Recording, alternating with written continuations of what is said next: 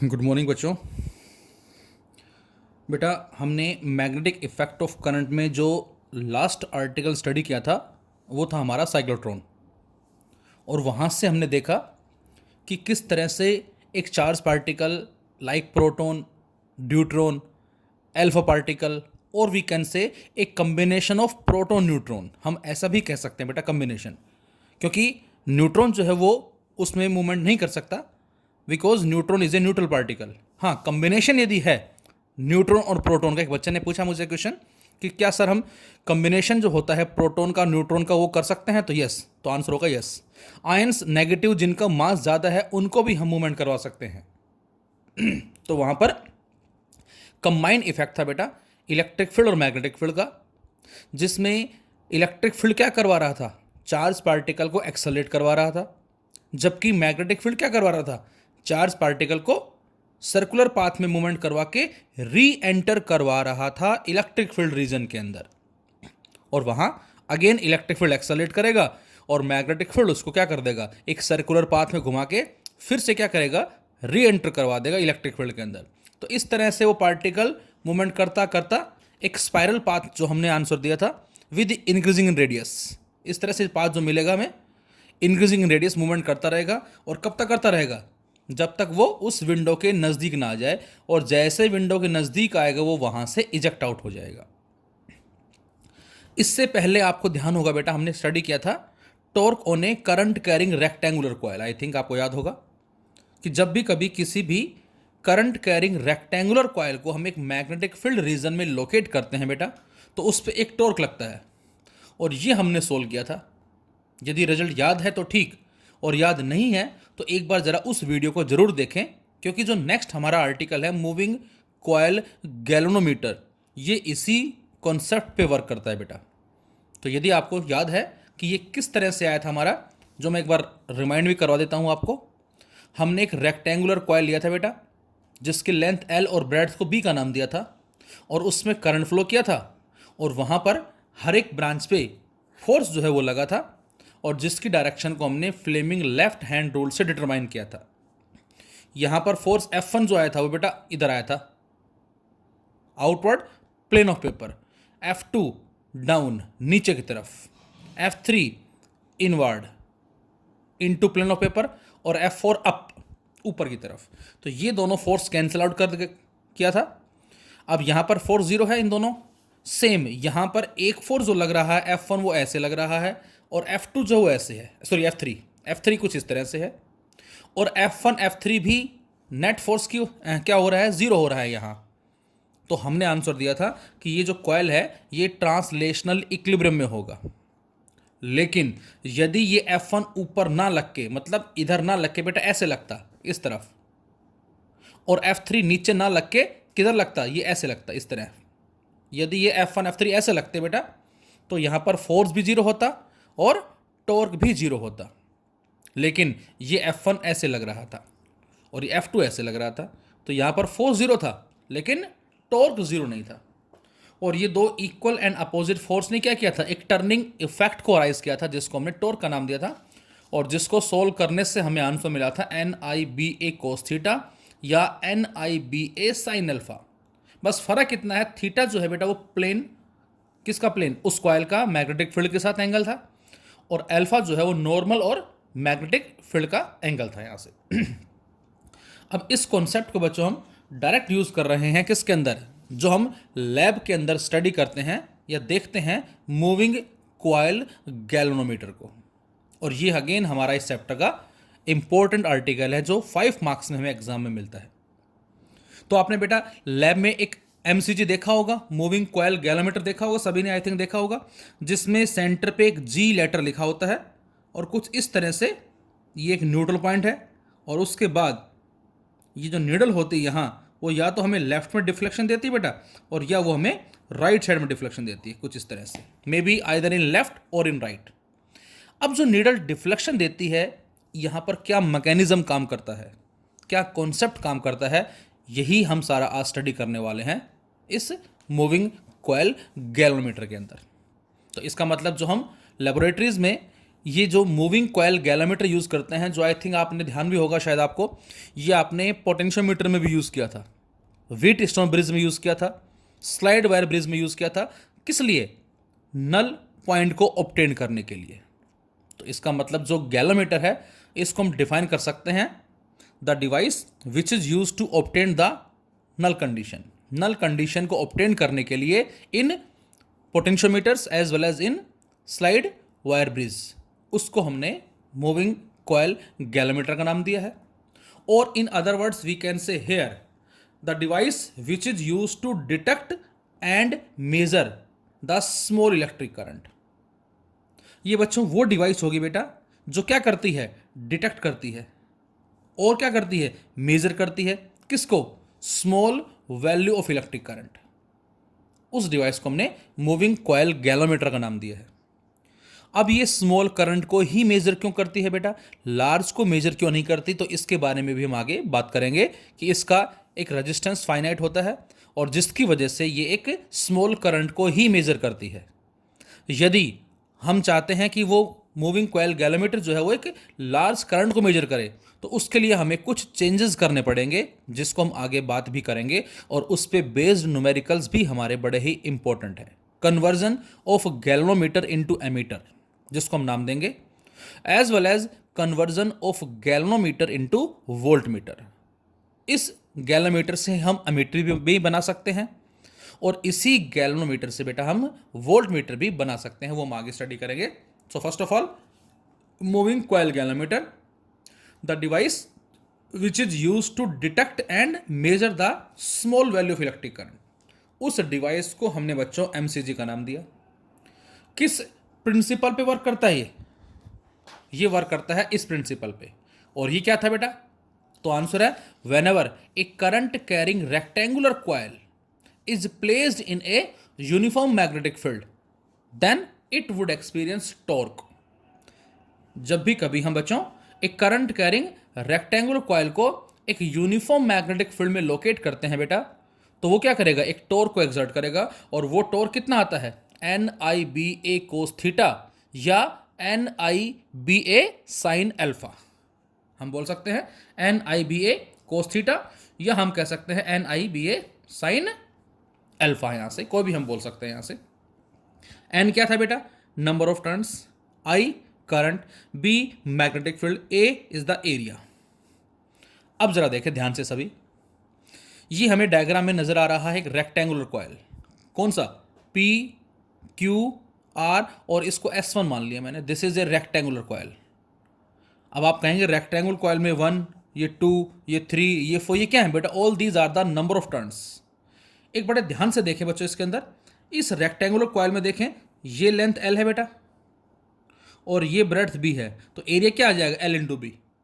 अक्सर जब हम ये आर्टिकल एक्सप्लेन करते हैं तो बच्चा क्वेश्चन पूछता है कि सर ये लेंथ L है तो ये भी लेंथ L होनी चाहिए, ये भी L होनी चाहिए, ये भी L होनी चाहिए, ये ब्रेड्थ B है तो ये भी, ये भी, लेकिन ये हमें धीरे धीरे छोटा नजर आ रहा है। मतलब लेंथ हमें ऐसा लग रहा है कि वो डिक्रीज हो रही है, ब्रेड्थ हमें ऐसा लग रहा है जैसे डिक्रीज हो रही। क्यों? पहले ये कॉयल है, फिर ये कॉयल है, फिर ये कॉयल है, फिर ये कॉयल है, फिर ये कॉयल है। बच्चों ये कंप्लीट जो कॉयल हमारे पास है इसमें n टर्न्स हैं, इन सभी की लेंथ सेम है बच्चों और इन सभी की ब्रेड्थ भी सेम है। ये हमें छोटा नजर क्यों आ रहा है? Because this is the 3 dimensional diagram. बेटा ये एक 3D डायग्राम है जिसको बोर्ड पे या पेपर पे हम डिस्प्ले नहीं कर सकते हैं। एक कॉयल है, उसके अंदर दूसरी कॉयल है, उसके अंदर तीसरी कॉयल है, उसमें चौथी कॉयल है, तो ये कॉयल्स का कॉम्बिनेशन आपकी आंखों से दूर जा रहा है और इसलिए आपको लग रहा है कि जैसे जैसे कॉयल दूर जा रही है वो छोटी होती जा रही है, जबकि लेंथ और ब्रेड्थ सभी की सेम है। बस केवल n टर्न्स की जो बात कर रहे हैं ये उसको रिप्रेजेंट कर रही है। तो इस डायग्राम में एक रेक्टेंगुलर कॉयल है PQRS1 और इस रेक्टेंगुलर कॉयल को हमने क्या किया हुआ है? हमने एक यूनिफॉर्म मैग्नेटिक फील्ड रीजन में, मतलब ये जो लेफ्ट में और राइट में इधर जो कॉनकेव शेप मैग्नेट्स नजर आ रहे हैं, point to be noted here, these are the concave shape magnets. ये इस रीजन में uniform as well as strong magnetic field provide कर रहे हैं। तो हमने इस रेक्टेंगुलर कॉयल को जिसमें n टर्न्स हैं उसको कॉनकेव शेप मैग्नेट्स के बीच में, या ये कहें एक यूनिफॉर्म मैग्नेटिक फील्ड रीजन में क्या कर दिया, सस्पेंड कर दिया। किसकी हेल्प से सस्पेंड कर दिया? ये आपको एक स्ट्रिप नजर आ रही है, लाइक ए वायर, इसको बोलते हैं फॉस्फोर ब्रोंज स्ट्रिप। हमने इस कॉइल को मैग्नेटिक फील्ड रीजन में सस्पेंड कर दिया बच्चों, और किसकी हेल्प से? Phosphor bronze strip. अब अक्सर कई बार क्या होता है, ये पूरा ना पूछ के वो यही कह देता है कि हमने इस फॉस्फोर ब्रोंज स्ट्रिप को यूज क्यों किया, why we use the phosphor bronze strip. तो इसको एक्सप्लेन करने से पहले जरा एक बार हम कंप्लीट स्टडी करते हैं इसको, फिर आते हैं वापस इसमें हम। तो इस रेक्टेंगुलर कॉइल को जिसमें एन टर्न्स हैं, इसको मैग्नेटिक फील्ड रीजन में सस्पेंड किया गया है with the help of phosphor bronze strip.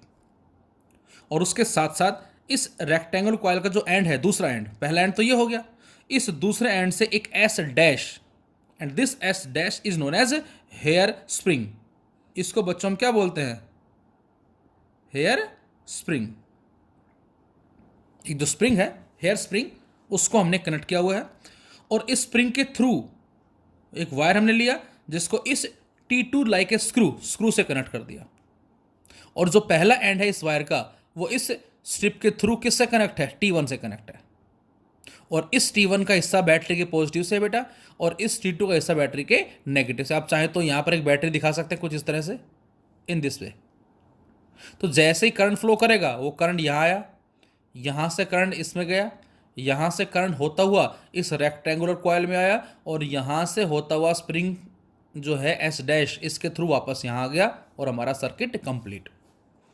इसके साथ साथ बच्चों हमने यहां पर इसके बीच में एक सॉफ्ट आयरन कोर नजर आ रहा है। ये जो एल छोटा सा मैंने नजर दिखा रखा है, cylindrical soft iron core, this is the soft iron core. बच्चों ये आयरन हमारा बार बार यूज होता है, यहां भी यूज हो रहा है। हम आगे स्टडी करेंगे किसमें? एसी डायनेमो, इलेक्ट्रोमैग्नेटिक इंडक्शन में बेटा, वहां भी यूज होगा। इसके अलावा हम स्टडी करेंगे ट्रांसफॉर्मर, वहां भी यूज होगा। तो ऐसा क्यों करते हैं बच्चों हम? बिकॉज हम स्टडी करेंगे आगे मैग्नेटिक मटेरियल्स के बारे में। एक होता है डायमैग्नेटिक सब्सटेंस, एक होता है पैरामैग्नेटिक सब्सटेंस, और एक होता है फेरो मैग्नेटिक सब्सटेंस। और उनका नेचर जो है वो क्या होता है वो भी हम बात करेंगे। फिलहाल ये जो हमारा आयरन है बेटा, this is a ferromagnetic material, और इसकी जो मैग्नेटिक परमेबिलिटी होती है वो बहुत हाई होती है। मतलब ये अपने अंदर से मैक्सिमम लाइनों को पास करवाता है। कहने का मतलब ये है कि कोई भी लाइन इससे बच के नहीं निकलेगी, वो इसमें से गुजरेगी कुछ इस तरह से। तो ये सॉफ्ट आयरन कोर जो हमने लिया है, इसका बड़ा ही इंपॉर्टेंट रोल है यहां पर टॉर्क को मैक्सिमम करवाने के लिए। अब टॉर्क कैसे लगेगा? तो आंसर है कि जैसे ही इस पे और इस पे 4 फोर्स लगे, 4 में से ये कैंसिल आउट तो ये भी हो रहे हैं, लेकिन ये जो फोर्स हैं जो अभी हमने बात की थी F1 and F3, same access पे ना लग के एक सपोज इधर लगा और एक इधर लगा, और ये दो इक्वल एंड अपोजिट फोर्स क्या करेंगे बेटा? एक टर्निंग इफेक्ट को राइज करेंगे, और उस टर्निंग इफेक्ट को ही हमने क्या नाम दिया बच्चों? टॉर्क का नाम दिया है। और वो टॉर्क कितना होगा? NIBA cos थीटा या NIBA sin अल्फा। और उसकी वजह से क्या होगा? उसकी वजह से जो फॉस्फोर ब्रोंज स्ट्रिप जो है, इसमें एक मुड़ाव आने शुरू हो जाएंगे। अब जब ये रेक्टेंगुलर कॉइल घूमेगा तो क्या होगा? तो आंसर है बेटा कि हमने इस रेक्टेंगुलर कॉइल के साथ क्या कर रखा है? इस नीडल को कनेक्ट कर रखा है। इसके नीचे लगा हुआ रेक्टेंगुलर कॉइल कुछ इस तरह से, इन दिस वे, ये कनेक्ट है इससे। अब जैसे रेक्टेंगुलर कॉइल घूमेगा बेटा, तो उसके साथ जो नीडल अटैच है वो क्या करेगी? घूमेगी, मे बी क्लॉकवाइज और एंटी क्लॉकवाइज, जो भी डायरेक्शन है वटेवर। तो उसकी वजह से नीडल क्या करेगी? घूमेगी। और जैसे ही नीडल घूमेगी तो उसी की वजह से बच्चों हम डिफ्लेक्शन को नोट करते हैं। लेकिन नोट तो तब होगा जब ये नीडल एक पॉइंट पे आके रुक जाए। अब नीडल कैसे रुकेगी, नीडल वापस कैसे आएगी, तो ये कॉन्सेप्ट भी सारा हमारा इसी में ही छुपा हुआ है। तो यहां से एक बार मैं फिर से बोलता हूं, हमारे पास एक रेक्टेंगुलर कॉइल है PQRS1 जिसमें एंटर्न्स हैं। इसको यूनिफॉर्म मैग्नेटिक फील्ड रीजन में हमने सस्पेंड किया हुआ है with the help of phosphor bronze strip. और इसका दूसरा जो एंड है वो एक स्प्रिंग से कनेक्ट है जिसको हमने हेयर स्प्रिंग का नाम दिया है। और अब यहां से वायर के थ्रू हमने T1 T2 दो स्क्रूज ले रखे हैं, उनसे हमने अटैच किया इनको। फर्स्ट एंड T1 से कनेक्ट है और सेकंड एंड T2 से कनेक्ट है। और ये हम करंट की सप्लाई जो कुछ इस तरह से कर रहे हैं, मे बी क्लॉकवाइज और एंटी क्लॉकवाइज वटेवर, और उसके हिसाब से निडल हमें लेफ्ट में या राइट में डिफ्लेक्शन देगी। और अब जो डिफ्लेक्शन है वो हम इस कॉनकेव मिरर के थ्रू ऑब्टेन कर रहे हैं। ये हमने एक मिरर लगा दिया और इस मिरर के थ्रू हम डिफ्लेक्शन जो होगा उसके अंदर उसको नोट डाउन करेंगे। और ये लेवलिंग करने के लिए स्क्रू, और इस सारे को हमने एक चैम्बर के अंदर एनक्लोज कर दिया ताकि एयर रेजिस्टेंस जो है, एयर का इफेक्ट जो है वो इस पर ना पड़ सके। उससे बचने के लिए बेटा हमने क्या किया, इसको एक चैम्बर के अंदर एनक्लोज कर दिया है ताकि एयर जो है वो अपना इफेक्ट ना डाल सके। अब बात हम करते हैं why we use the phosphor bronze tip. Phosphor bronze tip लेने के बहुत सारे रीजन हमारे, जिसमें पहला रीजन जो है के स्मॉल होता है। इसके बारे में हम लास्ट में बात करेंगे कि what is the meaning of के। अभी इसको जरा नोट करें के। सेकंड जो फैक्टर है बेटा वो है कि जो फॉस्फोर ब्रोंज टिप है this is a non magnetic substance. अब यदि ये नॉन मैग्नेटिक सब्सटेंस है तो उससे क्या बेनिफिट होगा, तो आंसर है बेटा कि हम चाह रहे हैं इस रीजन में जहां पर ये कॉइल है वहां पर केवल एक ही मैग्नेटिक फील्ड हो, और वो किसका, वो इसका, नॉर्थ से साउथ की तरफ। दूसरा यदि मैग्नेटिक फील्ड होगा तो वो इस मैग्नेटिक फील्ड पे कुछ अपना इफेक्ट डालेगा और हमें एक्यूरेसी जो है वो नहीं मिल पाएगी, क्योंकि हम पढ़ चुके हैं कि जब भी कभी किसी भी वायर में हम करंट फ्लो करेंगे तो क्या होगा, उससे खुद का मैग्नेटिक फील्ड प्रोड्यूस होगा। तो यहां पर केवल जो फील्ड है वो ये वाला होगा, और अब इसके ऊपर क्या लगेगा, एक टॉर्क जो है वो लगेगा। तो ये एक नॉन मैग्नेटिक सब्सटेंस की बनी है। Third, this is the good conductor of electricity. ये बेटा गुड कंडक्टर है किसके लिए, इलेक्ट्रिसिटी के लिए। जितना करंट जा रहा है एज इट इज वो आगे हमें मिल जाएगा। इसके अलावा फोर्थ फैक्टर जो है अल्फा इज लो। अब आप जरा ये सोचे बेटा कि अल्फा जो है वो हमने कहां पढ़ा था, करंट इलेक्ट्रिसिटी के अंदर। हमने करंट इलेक्ट्रिसिटी में जो अल्फा स्टडी किया था वो आया था हमारा R2 माइनस R1 अपॉन में R1 into T2 minus T1। ध्यान होगा आपको, alpha equal to R2 minus R1 upon में R1 into T2 minus T1। और इसको नाम दिया था बच्चों हमने टेम्परेचर कोफिशिएंट का नाम दिया था। और फिर हमने बात की थी कि मेटल्स के लिए क्या होता है, सेमीकंडक्टर के लिए क्या होता है, इंसुलेटर के लिए क्या होता है, अलॉय के लिए क्या होता है। और फिर हमने बात की थी क्या, कि यदि हम मेटल्स के केस में टेम्परेचर को इंक्रीज करते हैं तो उनका रेजिस्टेंस इंक्रीज हो जाएगा। तो यहां पर जो अल्फा है बेटा इसके लिए वो लो होता है। अल्फा लो का मतलब टेम्परेचर इंक्रीज होने से इसके रेजिस्टेंस में कोई खास चेंज नहीं आता, और जब रेजिस्टेंस में कोई खास चेंज नहीं आएगा तो इसका मतलब इसका जो अल्फा होगा दैट इज टेम्परेचर कोफिशिएंट वो भी कम ही रहेगा। तो अल्फा इसके लिए लो होता है, तो इसका मतलब टेम्परेचर जो है वो इस पर अपना इफेक्ट नहीं डाल सकता। Fifth reason, no effect weather conditions. जो एटमॉस्फेरिक कंडीशंस हैं, जैसा कि अभी मैंने बात की टेम्परेचर, इसके अलावा ह्यूमिडिटी हो गया, प्रेशर हो गया, उनका इफेक्ट इस पर नहीं होता। Sixth, not breakup during suspension. Generally बेटा जब हम इसमें नंबर ऑफ टर्न्स को इंक्रीज करते हैं तो ये हैवी हो जाता है, वजन ज़्यादा हो जाता है, और ज़्यादा वजन होने से जल्दी से ये जो फॉस्फोर ब्रोंज टिप है टूटती नहीं, ब्रेकअप नहीं होता। इसकी जो स्ट्रेंथ हम कह सकते हैं थोड़ी ज़्यादा होती है इन कंपैरिजन टू अदर्स। दूसरे स्ट्रिप्स के मुकाबले इसकी स्ट्रेंथ थोड़ी ज़्यादा होती है। तो बच्चों इन रीजन्स की वजह से हमने फॉस्फोर ब्रोंज स्ट्रिप के थ्रू इस रेक्टेंगुलर कॉइल को मैग्नेटिक फील्ड रीजन में सस्पेंड किया हुआ है। कौन कौन से रीजन, फर्स्ट के स्मॉल होता है, बात करेंगे अभी हम।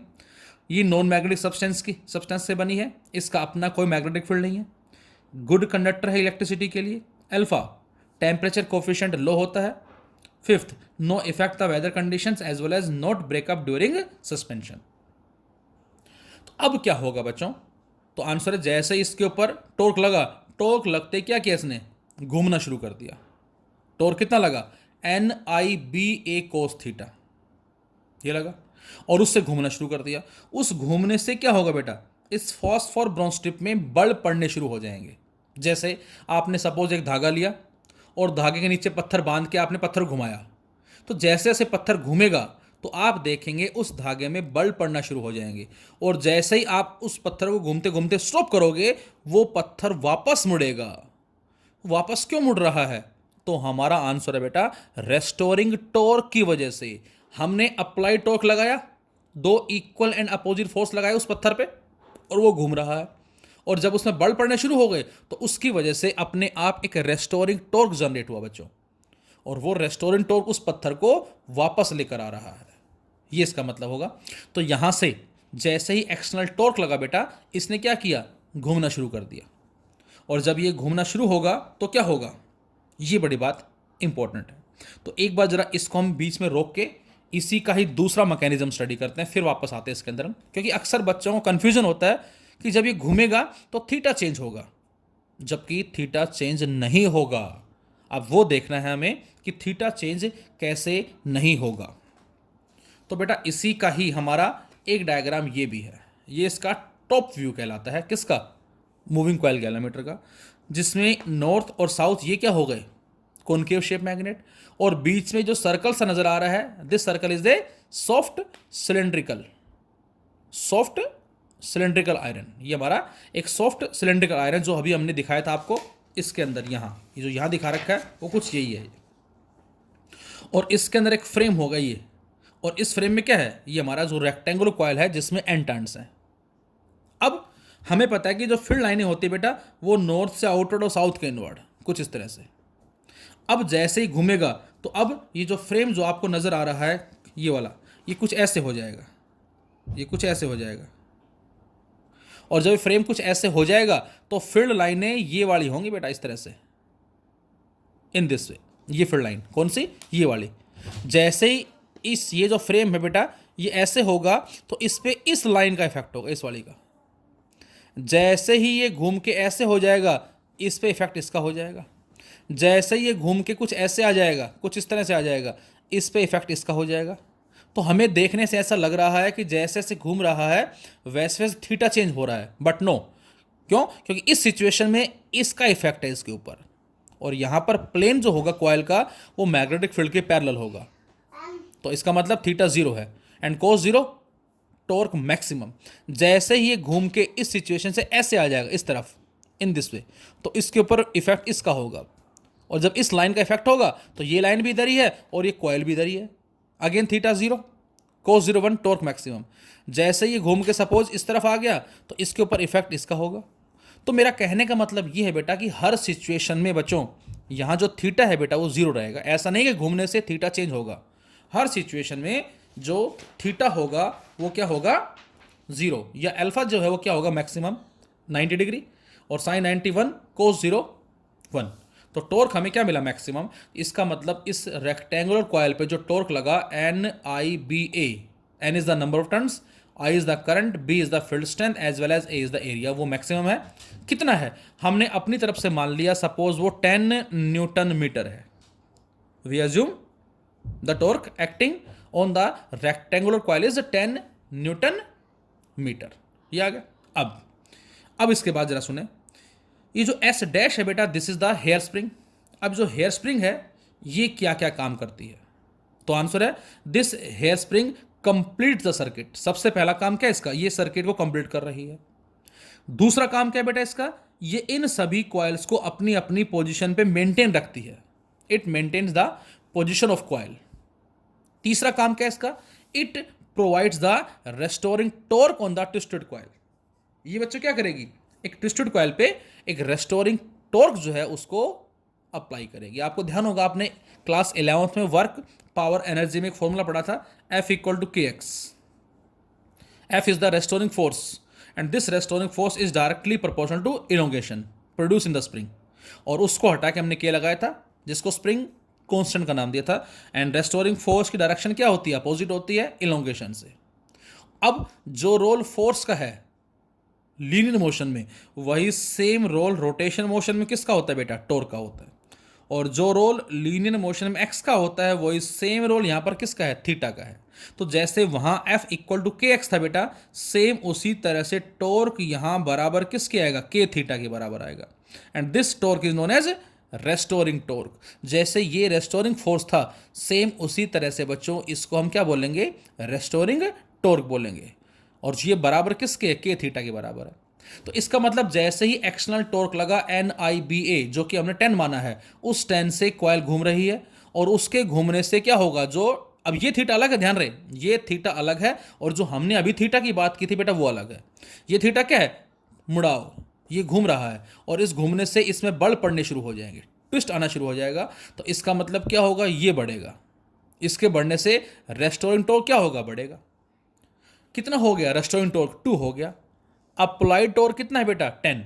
अब आप बताएं किसका इफेक्ट ज़्यादा है, तो आंसर है एक्सटर्नल का इफेक्ट ज़्यादा है। तो एक्सटर्नल टॉर्क सपोज करें क्लॉकवाइज है, रेस्टोरिंग टॉर्क उससे अपोजिट प्रोड्यूस हुआ, ये 10 है ये 2 है, अभी भी इसका इफेक्ट ज़्यादा है, इसी से घूमता रहेगा, घूमेगा और बल पड़ेंगे, और मुड़ाव आने से रेस्टोरिंग टॉर्क और बढ़ जाएगा। ये हो गया 3 4 5 6 7 8। एक्सटर्नल कितना है, 10। अभी भी किसका इफेक्ट ज़्यादा है, एक्सटर्नल का ज़्यादा है। रेजोनेंट टॉर्क कितना होगा, 2 होगा, अभी भी कॉइल घूमता रहेगा, और जब तक कॉइल घूमता रहेगा तब तक जो निडल अटैच है वो भी लगातार चलती जाएगी। अब बच्चों जैसे ही इस रेस्टोरिंग टॉर्क की वैल्यू 10 हो गई, किसके बराबर, एक्सटर्नल टॉर्क के बराबर, सेम उस सिचुएशन के अंदर क्या होगा, अब ये कॉइल घूमना बंद कर देगा, क्योंकि नेट टॉर्क 0 हो गया। एक्सटर्नल टॉर्क घुमा रहा है 10 से, रेस्टोरिंग टॉर्क वापस लाना चाह रहा है, लेकिन ये कब जाके रुकेगा, जब एक्सटर्नल टॉर्क की वैल्यू उस रेस्टोरेंट टॉर्क के बराबर हो गई। तो वो तो ऑलरेडी 10 था, फिक्स है, लेकिन ये लगातार बढ़ता जा रहा है। अब जैसे इसकी वैल्यू 10 हो गई, उस कॉइल ने घूमना बंद कर दिया, और जब कॉइल घूमना बंद कर देगी तो निडल एक पॉइंट पे आके रुक जाएगी, और जब निडल रुक जाएगी तो हम उस डिफ्लेक्शन को तुरंत नोट डाउन कर लेंगे, और जैसे ही उस सर्किट में इसमें करंट की सप्लाई को हम स्टॉप कर देंगे तो करंट 0 हो गया। अब बच्चों करंट 0 होते ही एक्सटर्नल टॉर्क पे क्या इफेक्ट पड़ेगा, ये 0 हो जाएगा, ये 0 हो गया, लेकिन ये तो है, कितना है ये, 10 है, और अब इस 10 से कॉइल क्या होगी, वापस आएगी, और वापस आके अपनी इनिशियल स्टेज को एक्वायर करना चाहेगी। तो ये हमारा मैकेनिज्म है। तो इस पे बच्चों एक्सटर्नल टॉर्क लगेगा NIBA cos 0, और वो एक्सटर्नल टॉर्क क्या करेगा, घुमाएगा, घूमने से इसमें जो प्लेन का एंगल होगा फील्ड के साथ उस पर कोई इफेक्ट नहीं होगा, वो हमेशा 0 होगा। तो इसी को ही हमने बच्चों रेडियल फील्ड का नाम दिया है। रेडियल जो वर्ड है ये हम क्यों यूज करते हैं, तो आंसर है मैग्नेटिक फील्ड जो है वो हमेशा कहाँ होगा, अलोंग द रेडियस वेक्टर।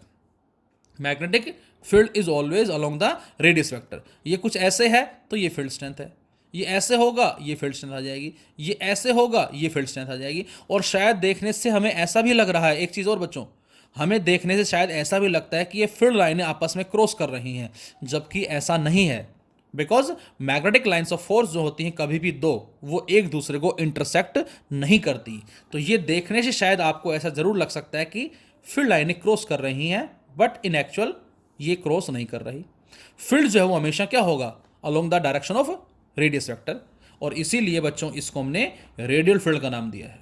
तो ये एक स्पेशल टाइप का फील्ड है जिसको हमने रेडियल फील्ड का नाम दिया, और इसी की वजह से ही हम बोलते हैं बच्चों की टॉर्क यहाँ पर कितना है, मैक्सिमम है। कितना मैक्सिमम, कुछ भी मान लो यार समझने के लिए, 10 20 50 100 500 नो मैटर, 10 मान लो 20 मान लो, जैसा आपको ईजी लगे, ये केवल समझाने के लिए है। 10 हमने मान लिया मैक्सिमम टॉर्क लगा, सभी के मल्टीप्लाई कर दी NIBA, और 10 जो आंसर आया उससे टॉर्क लगा, और टॉर्क से कॉइल घूम रहा है। अब घूमने से रेस्टोरिंग टॉर्क प्रोड्यूस हुआ, वो लगातार इंक्रीज हो रहा है, कितना 1 2 3 4 5 6 7, जब तक इसकी वैल्यू कम है, एक्सटर्नल की ज़्यादा है, तब तक घूमता रहेगा, जब तक घूमता रहेगा तब तक निडल चलती रहेगी, जब तक, कब तक, जब तक ये रेस्टोरिंग टॉर्क जो है बेटा ये एक्सटर्नल टॉर्क के बराबर ना हो जाए। और जैसे ही बच्चों ये 10 हो गया, अब ये रेस्टोरिंग टॉर्क 10, वो एक्सटर्नल टॉर्क 10, नेट टॉर्क क्या हो गया 0, अब ये कॉइल रुक जाएगा, और रुकते ही निडल रुक जाएगी, और हम उस जगह डिफ्लेक्शन को नोट डाउन कर लेंगे। तो ये हमारा कॉन्सेप्ट कहलाता है। और जब करंट 0 कर देंगे हम, तो उस केस में एक्सटर्नल टॉर्क 0, लेकिन रेस्टोरिंग के बिहाफ पे क्या होगा, वो कॉइल वापस आएगा और अपनी इनिशियल कंडीशन को एक्वायर कर लेगा। तो ये हमारे पास काम हो गए। फॉस्फोर ब्रोंज टिप हमने क्यों ली, इन रीजन से ली। के के बारे में अभी जरा बात करेंगे हम, हमारा जो सेकंड वीडियो आएगा मूविंग कॉइल गैलोमीटर का, उसमें हम बात करेंगे के बारे में। हेयर स्प्रिंग का फंक्शन क्या था बेटा हमारा, ये सर्किट कंप्लीट कर रही है, इन कॉइल्स की पोजीशन को मेंटेन कर रही है, और ये रेस्टोरिंग टॉर्क को प्रोड्यूस कर रही है ऑन द ट्विस्टेड कॉइल। और ये इसका हमारा हो गया, दैट इज क्या, टॉप व्यू हो गया, जिसमें ये हमें जो नज़र आ रहा है ये सॉफ्ट सिलेंड्रिकल आयरन कोर है। इसके अंदर जो फ्रेम हमने ले रखा है उसमें नंबर ऑफ टर्न्स हमारे पास कॉइल की, और जब ये घूमेगा तो हमें ऐसा लगता है कि थीटा चेंज हो रहा है, लेकिन यहाँ जो प्लेन प्लेन का जो एंगल होगा फील्ड के साथ वो हमेशा क्या रहेगा, सेम रहेगा, 0 थीटा 0, और we can say alpha is 90 degree. तो टॉर्क मैक्सिमम लगेगा, और इस मैक्सिमम टॉर्क की वैल्यू जो हमने मानी अपनी तरफ से 10 मानी है, यहाँ इसके घूमने से क्या होगा, इसके घूमने से एक रेस्टोरिंग टॉर्क प्रोड्यूस होगा, and that restoring torque will be equal to K theta, it will goes on increasing, a stage come when external torque is equal to restoring torque, और इसको हम क्या बोलेंगे बच्चों, that is equilibrium stage। और यहाँ से I कितना आ गया बेटा, यहाँ से I आ जाएगा k थीटा अपॉन NBA, या I is equal to g theta, और we can say I is directly proportional to theta.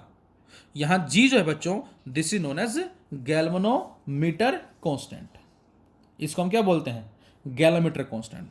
तो एग्जाम में ये भी पूछा जाता है, क्या पूछा जाता है, deflection produce is proportional to the current flowing through the galvanometer.